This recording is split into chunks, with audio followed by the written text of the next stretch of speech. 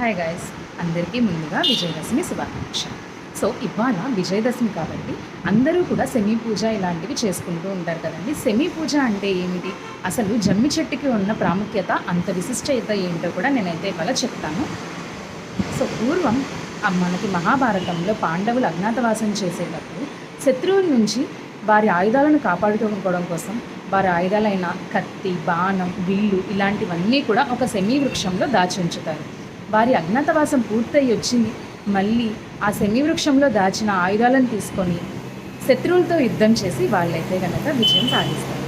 ఇలా చేయడం వలన వాళ్ళకి విజయం లభించిందని ప్రతి విజయదశమికి కూడా వారైతే గనక ఆయుధాలను పూజించి అలాగే సెమీ వృక్షాన్ని కూడా పూజించి విజయం సాధిస్తారన్నమాట. అదే సాంప్రదాయం మనకైతే ఇప్పటి వరకు కూడా కొనసాగుతుంది. ఇలా చాలామంది చాలా చోట్ల సెమీ పూజ చేసుకొని జమ్మి ఆకులను కూడా మన ఇంట్లో కూడా దాచుకొని ఉంచుకుంటారండి. అంతేకాదండి, చెట్టుకి మనం పూజ చేయడం వల్ల ఎంతో మంచి జరుగుతుందని మనమైతే చాలా నమ్ముతాం. సో ఇది సెమీ వృక్షం యొక్క విశిష్టత. అందరికీ మళ్ళీ విజయదశమి శుభాకాంక్షలు.